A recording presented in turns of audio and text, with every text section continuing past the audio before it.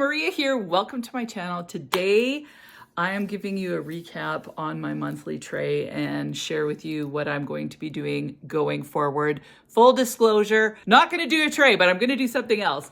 So before I get started, if you haven't subscribed, just go ahead and hit that button. Join the Weird and Wonderful family. It would be amazing to have you part of the community. We are an awesome bunch of humans and you need to be a part of it. And let's get into this. So I have my perfume tray here.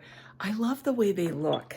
I love the idea of a perfume tray, being able to get through my fragrances and try them out. I just hate being confined. I think I'm too rebellious. I hate being confined to a tray. And I didn't actually make it so that I couldn't try anything else on, but I didn't enjoy having a tray. So I tried it. This tray went the best out of all the trays that I had, but I still really struggled to even want to use them. So I want to share with you some of the highlights. I'm not going to go too long on this. I'm going to share with you the ones that I didn't enjoy or wear very much. And then, yeah, I'll tell you what I'm going to be doing. So the first three that I want to talk about is Paris Corner's Care Felicity, which is like Silk Santal, HABIBI by ByBozo, and Amethyst. So I'm going to start with Amethyst and HABIBI. I love both of these fragrances. I just didn't reach for either one. I'm not quite sure why. HABIBI is one of my favorite fragrances. Just didn't reach for it. Lalique's Amethyst, yeah. I don't know. I don't think it was quite hot enough for me to want to pull this one out, but for whatever reason, didn't even wear these. The next one was Paris Corner's Care Felicity. Now this fragrance is very similar to Silk Santal by Kayali. I really enjoy the fragrance, but there is something about this fragrance. I notice it in Deja Vu White Flowers, the original Silk Santal, Passoir as well. They all have this sharp, it's like a candied sharp floral note in it that just, I struggle with it a little bit. So I need to try this a few more times, but that note, I smell it across the board. There's other floral fragrances that I smell that note in as well, and I'm just not a huge fan. So it comes across to me super synthetic, a little bit sharp. I know that this fragrance is hyped up. It is a very nice fragrance, but that note just, I struggle with it. So I sprayed myself majorly with this and then I didn't want to wear it again after that. The other thing is that I think it's called Platinum by Bath & Body Works. I bought the shower gel and the lotion. It pairs perfectly with this. So it would pair perfectly with also Passoir. It really smells almost identical to me. So it smells great with this one, Silk Santal, Passoir, all those fragrances. The Platinum Bath & Body Works set smells so good with it. So just thought I'd mention that. Another one was Fantasia by Perfumes. I really enjoy this fragrance. But to me, it's too sugary for this time of year. So this will be one that I will pull out in the fall. It's got some black currant in there. There's some florals. It's kind of complex. There's a bit of a caramel vibe in here too. So it's a beautiful fragrance. It's just too sweet for me for this time of year. Elisable Parfum. This one is a gorgeous white floral. It's tons of orange blossom. So you're primarily getting orange blossom. I wore this with the generic perfume black currant oil, and I absolutely loved it. So loved it paired with that. I want to try this with the Nest strawberry or the generic perfume strawberry. So was really enjoying playing around with this one, but didn't wear it on its own. Dielma by Corel is a gorgeous pistachio, vanilla. Oh, to me, it smells like pistachio ice cream. It smells so good. There's a little bit of spiciness in this. This is one of my new favorite pistachio fragrances for sure. I think that this is stellar. It's a phenomenal fragrance.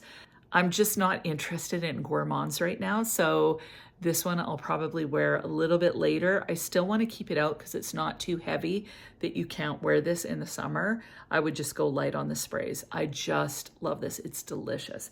Hezzy smelled it as well. She loved it too. Talking about gourmands, the other one I had was Camine d'Amande by Une Nuit Nomade. So this is their newest release. This is just super duper almond. So you're getting almond, almond, almond in this one. Tons of almond. Smells a little bit like marzipan.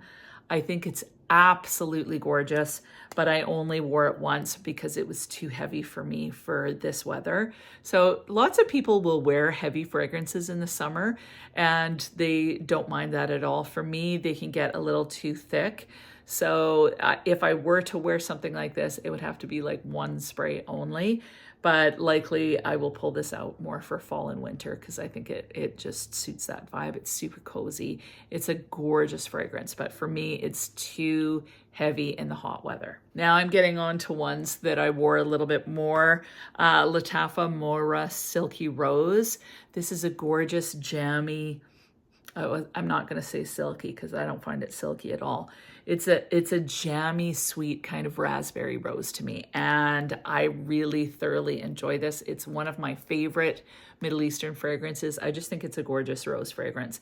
It's sweet, it's jammy, it's a little bit tart in there.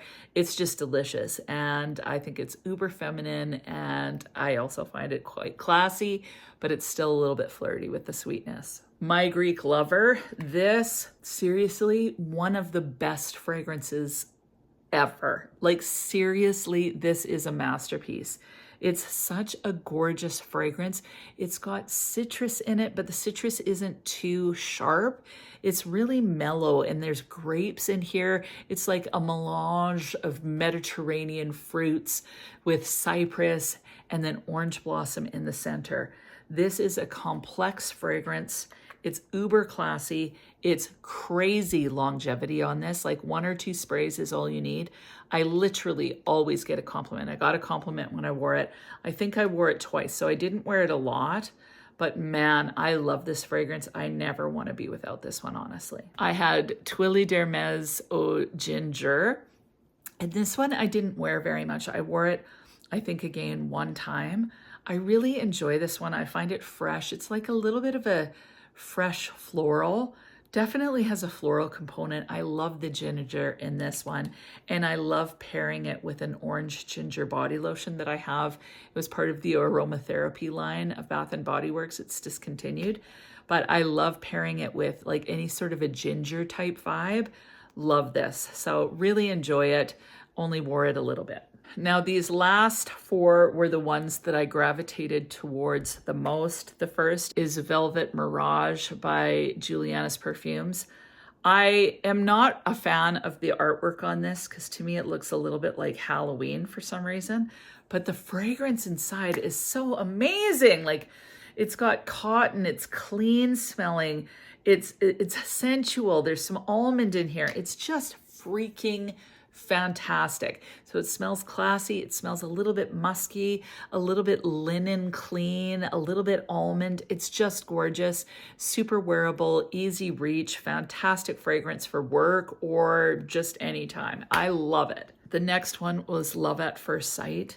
Seriously, this is the most gorgeous kind of green lilac fragrance. It smells airy. There's passion fruit in here. It smells kind of delicate and lacy, fruity, yet so like a beautiful purple floral. So I think it's so sophisticated. There's just like literally nothing I've ever smelled that smells like this. So I love it. I think it's unique. Whenever I wear it, I just enjoy it the whole entire day. I get these wafts. They're not too much. It's not too purple floral. Sometimes purple floral for me can get a little thick. This never gets like that. It's just beautiful. So this is one of my favorite fragrances, honestly, from Une Nuit Nomade. I just think it's spectacular. It's another fragrance like My Greek Lover that to me is totally unique and a total masterpiece. So love this one. Down to the last 2. One is niche, one is Middle Eastern. I'll start with the niche. Lovers in Pink by Sherigan. I love this bottle. I just think it's so beautiful. I love the sound of that glass. I don't know why. This is just spectacular. I think I wore this one probably 6 or 7 times, so it's definitely the most worn out of all of them. To me, I get a huge burst of blackcurrant. There's no blackcurrant in this fragrance. Oh, there's cassis.